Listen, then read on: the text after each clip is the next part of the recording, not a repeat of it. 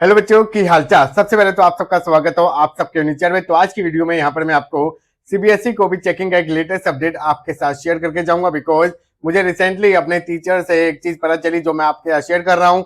मैंने उनसे ये पूछा है कि जब सारी कॉपी चेक हो जाती है तो चेक करते वक्त ही बच्चों को ग्रेस मार्क दिए जाते हैं या फिर बाद में भी देखा जाता है। तो उन्होंने बताया कि अगर कई बच्चा एक दो मार्क्स से रह जाता है तो उसको ऑन द स्पॉट ही हम वहां पर थोड़े बहुत नंबर दे देते हैं, जिसमें कई बार 1 नंबर मिल रहा है तो वहां पर हमने 1.5 नंबर दे दिए तो उसको 1-2 नंबर तक पहुंचा देते हैं जिससे वो इजिली पास हो जाए।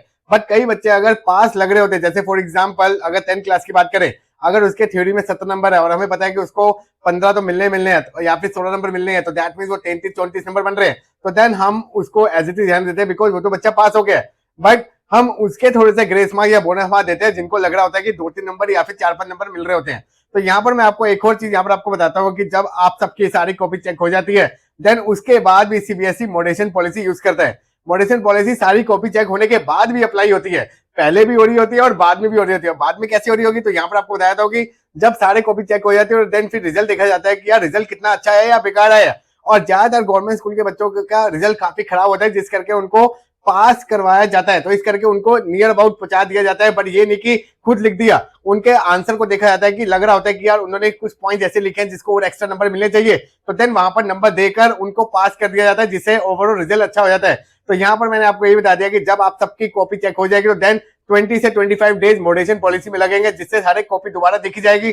जो बच्चा अच्छे मार्क्स है उनके तो एज इट इज रहेंगे, बट जिनके कम मार्क्स है जो फेल हो रहे हैं तो उनको एज ए पास करवाने जाएगा। ये नहीं कि अगर 1-2 नंबर है तो उसको पास करवाए, जिनके 2-3 नंबर या फिर 5-6 नंबर तक आसपास चल रहा है तो उनको एज इट इज पास कर दिया जाएगा। बिकॉज ये चीज ज्यादातर देखी जाती है गवर्नमेंट स्कूल के बच्चों में।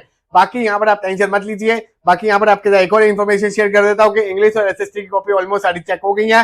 बाकी अब उनके सिर्फ मार्क्स रह जा रहे हैं और यहाँ पर आपको ये बताया था कि लॉट ऑफ स्टूडेंट्स के 80 आउट ऑफ 80 मार्क्स भी देखे गए हैं। तो ये है ना खुशखबरी आप सबके लिए। तो यहाँ पर आपको ये बताया था कि अगर आप सोच रहे हो कि हमारा रिजल्ट कैसे आने वाला है तो आप टेंशन मत लीजिए, आप सबका रिजल्ट बढ़िया आएगा और हम यहाँ पर आपको लेटेस्ट अपडेट डेली देते हुए रहेंगे, जिससे आप टेंशन मत लीजिए। आप सिर्फ अपना आगे का फोकस कीजिए, जो स्ट्रीम आप लेने वाले हो उसको आप अपने इंटरेस्ट के बेसिस पे चूज करना, किसी आज पड़ोस या फिर अपने पेरेंट्स को दिखाने के चक्कर में यार मैं तो साइंस पढ़ रहा हूँ या तो मैं कॉमर्स पढ़ रहा हूँ, ऐसे आप बिल्कुल मत ले लेना। आपका जिस फील्ड में इंटरेस्ट है, आप फ्यूचर में क्या करने जाते हैं उसके ब्याह पर आप स्ट्रीम लेना। बिकॉज अगर आपने अभी गलती कर दी वो दोबारा आगे फ्यूचर सारा आपका खराब कर देगी। इस करके सोच समझ के सर्फिंग करके अपनी एक बेस्ट स्ट्रीम चूज करना और उसके आगे चलते हुए अपने बेस्ट फ्यूचर बनाना। तो ये थी आप सबके लेटेस्ट अपडेट। बाकी मैं फर्दर अपकमिंग वीडियो में आपको और इन्फॉर्मेशन देता रहूंगा, तो इसलिए चैनल को सब्सक्राइब करें और इस वीडियो को अपने दोस्तों से शेयर करें। तो मिलते हैं आपको नेक्स्ट वीडियो में, तब तक के लिए अपना ख्याल रखें। Bye bye, take care.